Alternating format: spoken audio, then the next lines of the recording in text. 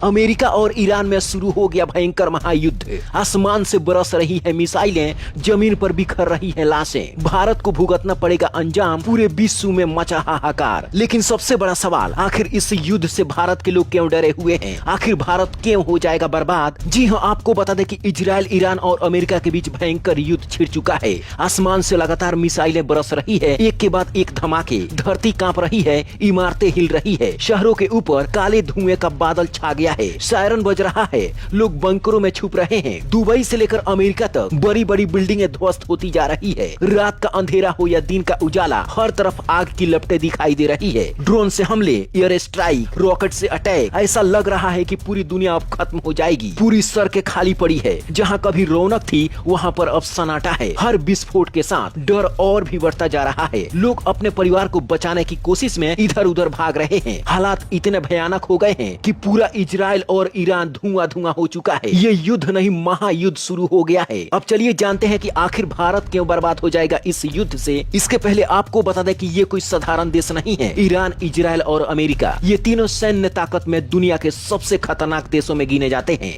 America के पास दुनिया की सबसे बड़ी और एडवांस सेना है, परमाणु हथियार है, एयरक्राफ्ट है, लंबी दूरी की मिसाइलें हैं जो पल भर में दुनिया को मिट्टी में मिलाने की ताकत रखता है। इजराइल छोटा देश जरूर है, लेकिन उसकी टेक्नोलॉजी, खुफिया एजेंसियां और मिसाइल डिफेंस सिस्टम दुनिया में बेहद मजबूत माने जाते हैं। हालांकि आपको बता दें कि ईरान और इजराइल में ये युद्ध हो रहा है, लेकिन बीच में टपक पड़ा है अमेरिका। अमेरिका इजराइल का साथ देकर ईरान को पूरी तरह खत्म करना चाहता है और इसीलिए यह युद्ध और भी भयानक बनती जा रही है। और यही कारण है कि भारत के लोग डरे हुए हैं, क्योंकि अमेरिका में लाखों भारतीय रहते हैं, ईरान में भी रहते हैं, इजराइल में भी रहते हैं। जब मिसाइल गिरेगी तो ये नहीं देखेगी कि आखिर वह कौन से देश का नागरिक है। युद्ध वहाँ हो रहा है, लेकिन हजारों किलोमीटर दूर भारत को सजा भुगतनी पड़ेगी। इसका सबसे बड़ा कारण है तेल। भारत अपनी जरूरत का बड़ा हिस्सा कच्चा तेल बाहर से मंगाता है। अगर तेल की सप्लाई रुकी और जहाजों का रास्ता बंद हुआ तो समझ लीजिए कि भारत में महंगाई की सुनामी आएगी। आज अगर पेट्रोल 100 रुपए लीटर है तो ये पेट्रोल आपको 200 रुपए लीटर भी खरीदना पड़ सकता है। डीजल महंगा होगा, ट्रांसपोर्ट महंगा होगा। अगर ट्रांसपोर्ट महंगा हुआ